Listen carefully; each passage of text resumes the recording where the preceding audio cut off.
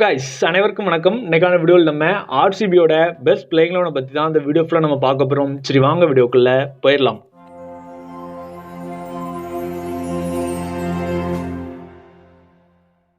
IPL 2024க்கான first match CSK vs ஆர்சிபிக்கு இடையில நடக்கிறதா இருக்கு. அதுல இன்னைக்கு நம்ம ஆர்சிபியோட பிளேயிங் லெவனை பத்தி தான் பார்க்க போறோம். ஓபனர்ஸ்னு எடுத்துக்கிட்டோம்னா இதுக்கு எல்லாத்துக்குமே ஆன்சர் தெரியும். வேற யாருமே இல்ல, Faf du Plessis and Virat Kohli தான். லாஸ்ட் இயர் ஆர்சிபிக்கு டுப்ளசிஸ் தான் கேப்டனா இருந்தாரு. லாஸ்ட் சீசன்ல ஆர்சிபியால குவாலிஃபை கூட ஆக முடியல, அதுதான் சிச்சுவேஷனா இருந்துச்சு. பட் ஃபேப் டு பிளஸிஸ் நிறைய மேட்ச்ல நல்ல பெர்ஃபார்மன்சஸ் பண்ணிட்டு இருந்தாரு.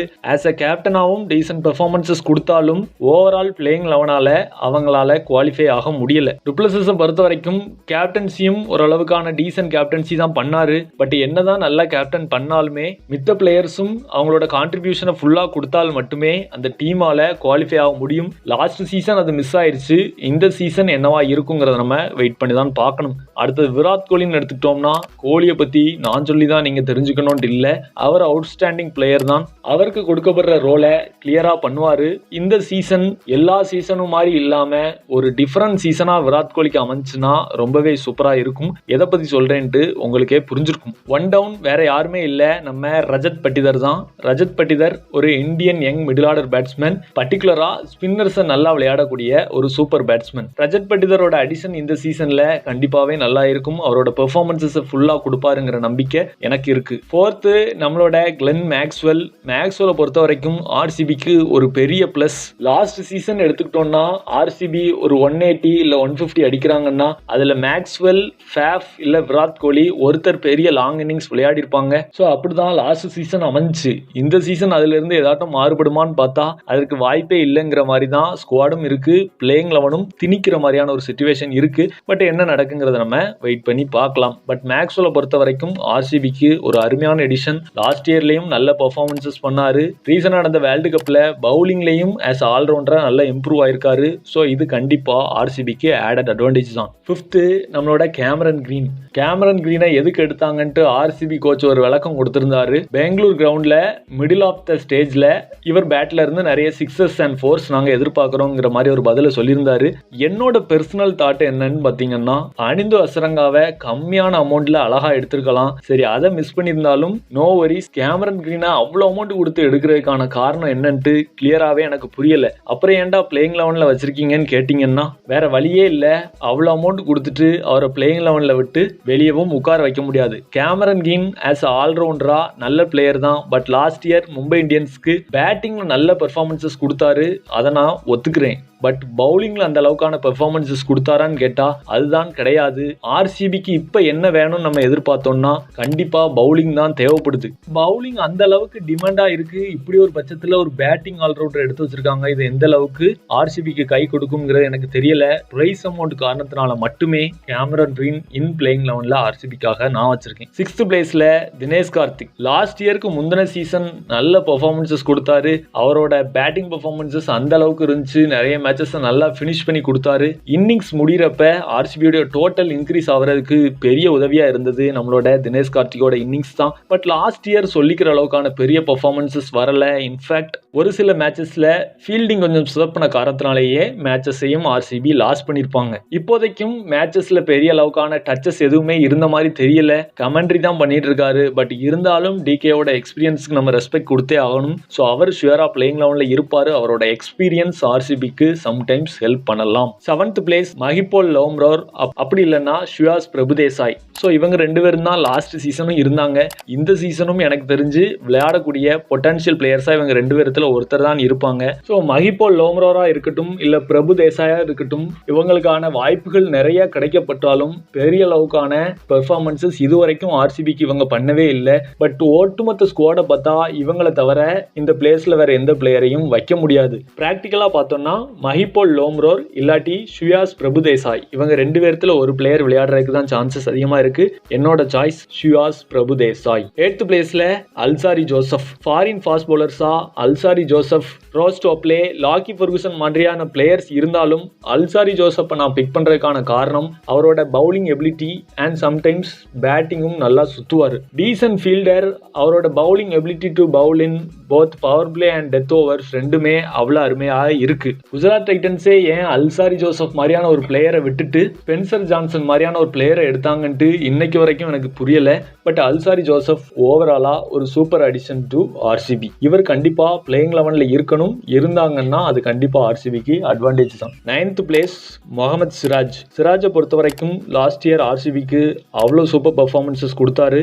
டெத் ஓவர்ஸ்ல இவரோட பவுலிங் பெரிய அளவுக்கு எஃபெக்டிவா இல்லைனாலும் பவர் பிளேல இவரோட பவுலிங் அட்டாக் கண்டிப்பா ஆர்சிபிக்கு அட்வான்டேஜ் ஆகத்தான் இருக்கும். சப்போஸ் இப்ப பிச்சு கை கொடுக்குதுன்னு வச்சுப்போமே, பவர் பிளேல சிராஜ் வேற மாதிரியான ஒரு பவுலராக தெரிவாரு. இதுல எந்த விதமான ஆற்று கருத்துகளும் இல்ல.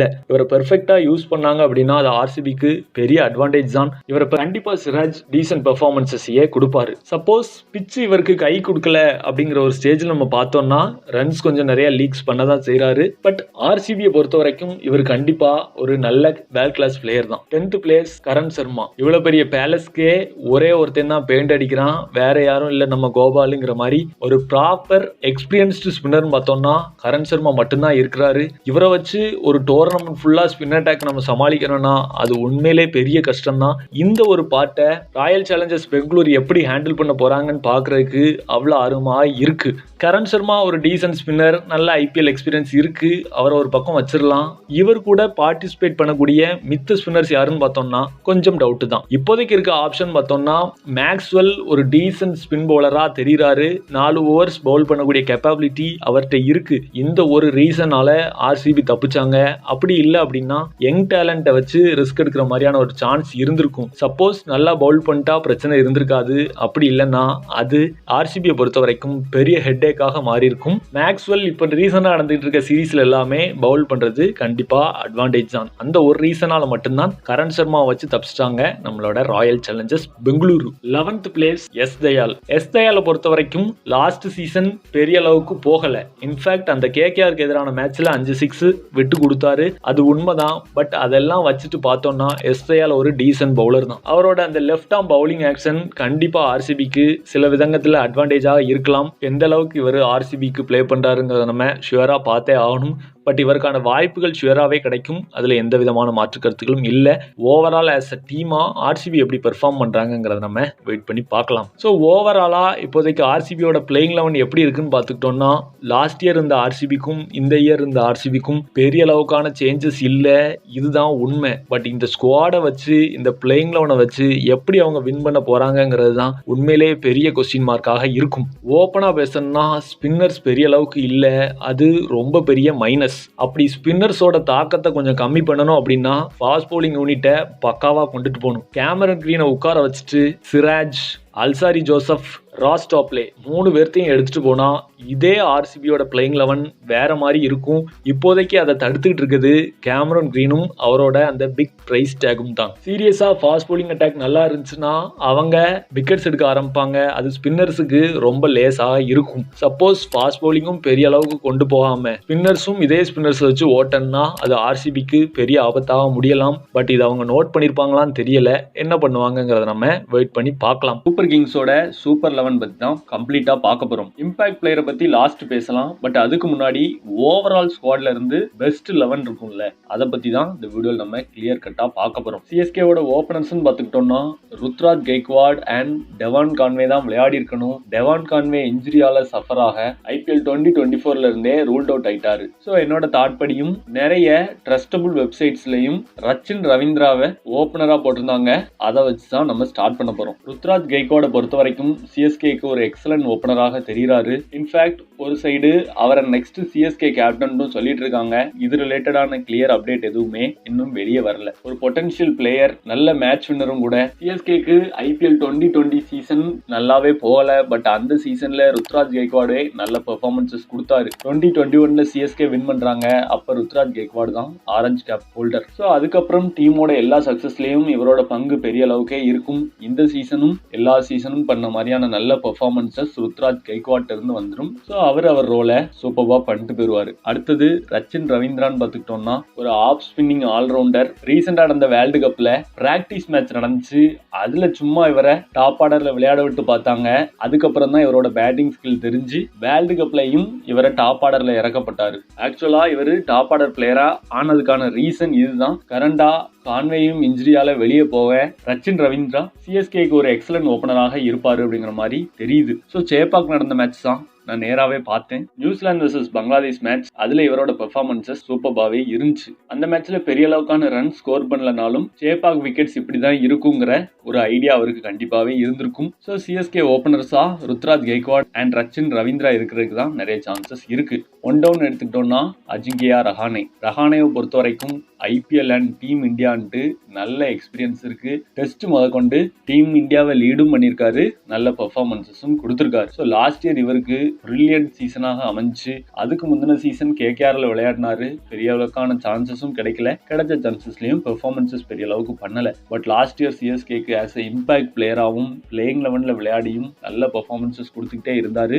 ஸோ அதே பெர்ஃபார்மன்ஸஸை இந்த சீசனும் கொடுப்பாருங்கிறதுல எந்த விதமான மாற்று கருத்துக்களும் இல்லை. Fourth Daryl Mitchell. As I said before, அந்த மேட்ச் நான் லைவ்ல பார்த்தேன். ஸோ அதுல வின்னிங் ரன்ஸை 6 அடிச்சு ஃபினிஷ் பண்ணார் நம்மளோட தலைவர் டேரில் மிச்சல். ஸோ அந்த மேட்ச்ல கேன் வில்லியம்சன் உலக தடவை டேரில் மிச்சல் நல்லா அதிரடியாவே விளையாடினாரு. அப்பவே பேக் ஆஃப் த மைண்ட்ல பரவாயில்லையே, இந்த பிட்ச்ல நல்லா விளையாடுறாரு, சிஎஸ்கே அவரை எடுத்தாங்கன்னா ஹெல்ப்ஃபுல்லா இருக்குமேன்ட்டு நம்ம நினைக்க, அவங்களும் 8 crores கிட்ட ஸ்பெண்ட் பண்ணி டேரில் மிச்சலை ஆக்ஷன்ல எடுத்துட்டாங்க. அண்ட் ஷியூரா இவரும் பிளேயிங் லெவன்ல இருப்பாரு, இதுல எந்த விதமான மாற்று கருத்துக்களும் இல்ல. டீசன்ட் ஃபீல்டர், பவுலிங்கும் போடுறாரு. பட் இவருக்கான சான்சஸ் கிடைக்குமான்னு தெரியல. சிஎஸ்கே பொறுத்த வரைக்கும் இவர் ஒரு நல்ல ஃபுல் டைம் பேட்ஸ்மேனாக கிடைச்சாலே போதுங்கிறது தான் அவங்களோட தாட்டாக இருக்கும். ஃபிஃப்த்து நம்மளோட சிவம் துபேயை பொறுத்த வரைக்கும் சிஎஸ்கேக்கு ஒரு எக்ஸலன்ட் பெர்ஃபார்மன்சஸ் லாஸ்ட் சீசன்ல இருந்து கொடுத்துக்கிட்டே இருக்காரு. அதுக்கு முந்தின சீசனும் டீசன்ட் பெர்ஃபார்மன்சஸ் பண்ணதான் செஞ்சாரு. ஆர்சிபி ஆர்ஆர்ல விளையாடின நம்ம சிவம் துபேயா இதுன்ட்டு ஆர்சிபி ஃபேன்ஸே வியந்து பாக்குற மாதிரியான பெர்ஃபார்மன்சஸ் எல்லாம் கொடுத்துட்டு இருந்தாரு சிஎஸ்கே.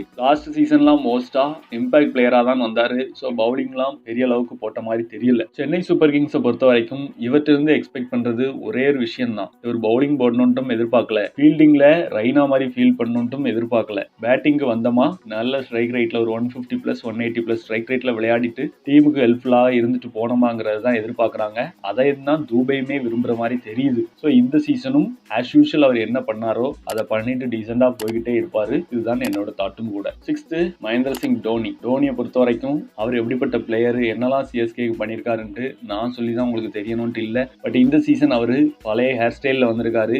எப்படி அவரு 2004ல டீம் இந்தியாவுக்கு விளையாட ஆரம்பிச்சாரோ அதே ஸ்டைலில் இப்போ வந்திருக்காரு. அது நல்லா இன்ட்ரெஸ்டிங்காகவே இருக்கு. ஆல்மோஸ்ட் அவரோட கெரியர் எண்டிங் பேஸ்க்கு வந்துருச்சுங்கிறது எல்லாத்துக்குமே தெரியும். ஸோ எப்படி ஸ்டார்ட் பண்ணாரோ அதே ஸ்டைலில் முடிக்கணும்ட்டு விரும்புறார் போல. தோனிக்கும் தோனி ஃபேன்ஸுக்கும் சிஎஸ்கேக்காக 6th கப் அவர் அடிச்சுட்டு மும்பை இந்தியன்ஸோட ஒரு பாயிண்ட் ஆட்டும் லீடிங்ல கப் வாங்கிட்டு தான் அவர் ரிட்டையர்ட் ஆகணுங்கிற எண்ணம் இருக்கு. ஸோ இது தோனிக்குமே கண்டிப்பா இருக்கும். மும்பை இந்தியன்ஸை விட அதிகமாக வின் பண்ணணுங்கிற தாட் இருக்காது. பட் 6th கப் வாங்கி கொடுக்கணும் அப்படிங்கிற ஒரு இது கண்டிப்பாவே இருக்கும். பட் என்ன நடக்குங்கிறத நம்ம வெயிட் பண்ணி பார்க்கலாம். 7th sir Ravindra Jadeja. நான் ஒரு கேகேஆர் ஃபேன் தான். பட் லாஸ்ட் சீசன் இவர் ஃபைனல்ல அடிச்ச பெர்ஃபார்மன்ஸுக்கு கண்மணி அன்போடு காதலன்ல ஒரு எடிட் போட்டிருந்தாங்க.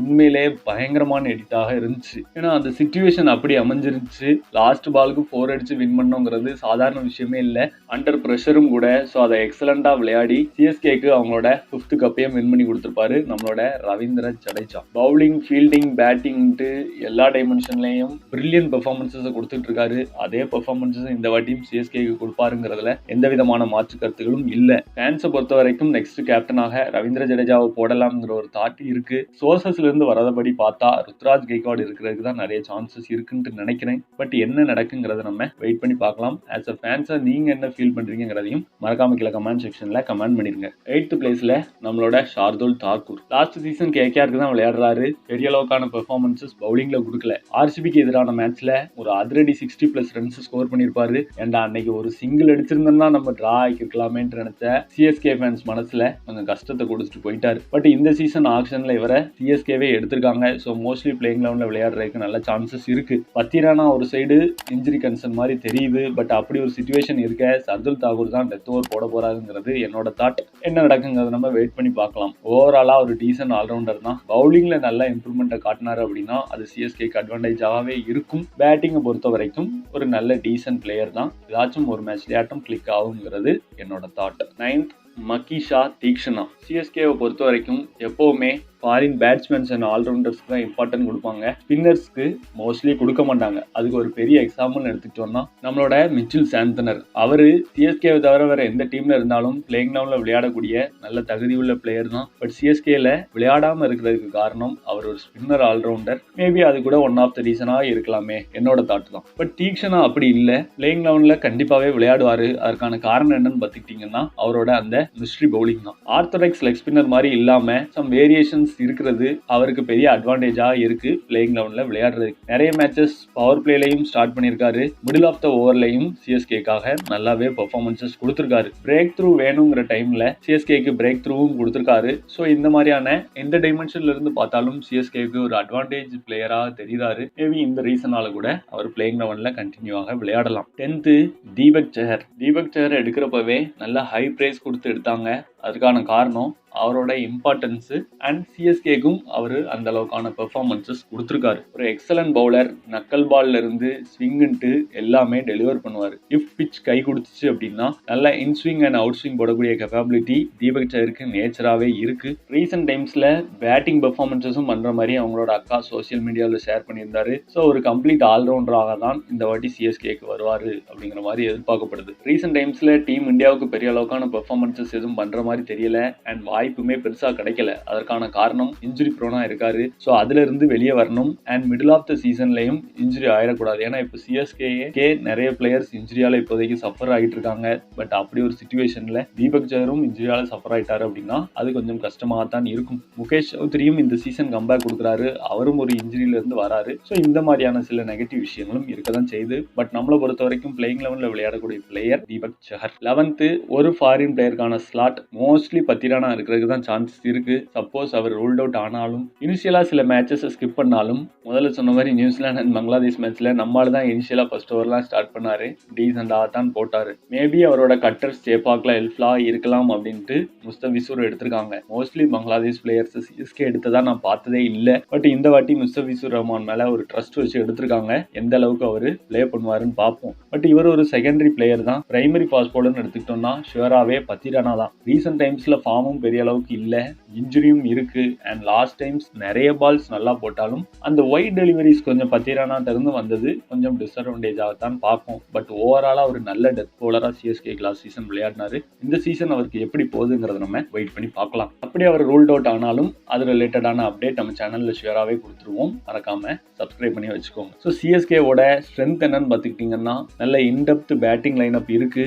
அது கண்டிப்பா பெரிய அட்வான்டேஜ் தான். ருத்ராஜ்ல ஆரம்பிச்சு தீபக் சஹர் வரைக்கும் நல்ல பேட்டிங் பண்ணக்கூடிய டீமா தெரியுது. ஸோ இது ஆடட் அட்வான்டேஜ் தான். டிஸ்அட்வான்டேஜ்னு எடுத்துக்கிட்டோம்னா டெவான் கான்வே இல்லாதது ஷுவராகவே டிஸ்அட்வான்டேஜ் தான். பட் அதை தவிர பத்திரானா, தீபக் சஹர், முகேஷ் சௌத்ரி இவங்க எல்லாருமே இன்ஜுரியில இருந்து வராங்க அண்ட் இப்பவும் இன்ஜுரியை ஃபேஸ் பண்ணிட்டு இருக்காங்க.